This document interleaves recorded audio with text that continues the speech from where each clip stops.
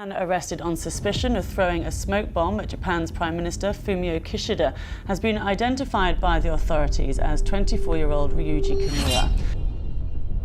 In a shocking incident that raised serious concerns about security in Japan, 25-year-old Ryuji Kimura was sentenced to 10 years in prison for attempting to assassinate Prime Minister Fumio Kishida. Mr. Kishida made a speech at another location later on where he said the incident should not be allowed to disrupt the electoral process. The attack comes ahead of nationwide local elections and by-elections for vacated seats.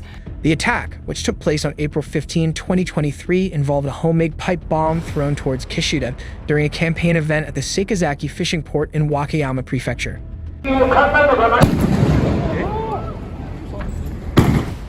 The attack on Kishida. On the day of the incident, Prime Minister Kishida was at the fishing port preparing to deliver a speech in support of a ruling party candidate for upcoming local elections. As he greeted supporters, a cylindrical object, later identified as a pipe bomb, was hurled in his direction. Security personnel immediately sprang into action, evacuating the Prime Minister and attempting to control the situation. Within seconds, an explosion was heard, causing chaos among the crowd. Fortunately, Kishida was unhurt, but two people, including a police officer, sustained minor injuries. The rapid response of law enforcement prevented a greater disaster, but the attack deeply shook the public and officials alike, especially in the wake of former Prime Minister Shinzo Abe's assassination less than a year earlier. この国の未来を切り開くために大きな We have lost a great politician who has made great achievements in various fields in order to open up the future of this country. 政治家をこうした形で Once again, I am deeply saddened that we lost him this way. The motive behind the attack. Following his immediate arrest at the scene, Ryuji Kimura was charged with attempted murder and violations of Japan's strict weapons and explosives laws. Investigators later revealed that Kimura had grievances against the Japanese political system, particularly its election laws, which he believed were unfair. Reports indicated that Kimura had previously attempted to run for political office, but was barred due to Japan's electoral eligibility requirements. He opposed the rule that candidates for national elections must be at least 30 years old and must have deposited a significant amount of money to qualify. Frustrated by his inability to participate in the political process, he sought to bring attention to his cause through a violent act. The trial and sentencing. During his trial at the Wakayama District Court, Kimura admitted to throwing the explosive device but denied having any intention of killing Kishida. He claimed that his goal was merely to make a statement and draw public attention to his dissatisfaction with the political system. However, prosecutors argued that his use of a dangerous explosive device demonstrated clear intent to harm and disrupt Japan's democracy.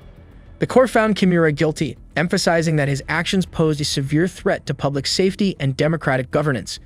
Given the serious nature of the attack, he was sentenced to 10 years in prison, a ruling that sent a strong message against political violence in Japan. Security concerns in Japan.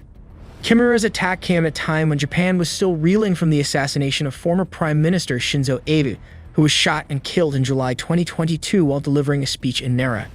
Abe's murder, carried out with a homemade gun by Tetsuya Yamagami, exposed vulnerabilities in the security of public officials, particularly during campaign events. And with the murder and the assassination of former Prime Minister Shinzo Abe, Tetsuya Yamagami was arrested for allegedly shooting Abe with a homemade gun. This happened as the former leader was making a campaign stop back in July just outside of a train station. Yamagami went through a 6-month mental health evaluation. Japan is known for its strict gun control laws, making firearm-related crimes extremely rare. However, both the Abe assassination and the Kishida attack involved homemade weapons, leading to growing concerns about the accessibility of such devices and the need for better security measures.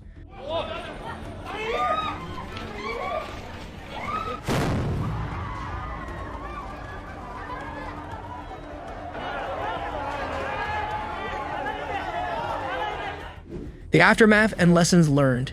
In the wake of these incidents, Japanese authorities have increased security protocols for high-ranking officials, particularly during public events. More extensive background checks, enhanced surveillance, and stricter regulations on materials that could be used to make weapons are among the measures being discussed. The sentencing of Ryuji Kimura serves as a reminder of the risks public figures face even in countries with low crime rates. It also highlights the growing challenge of preventing politically motivated attacks in an era where individuals can manufacture dangerous weapons with relative ease.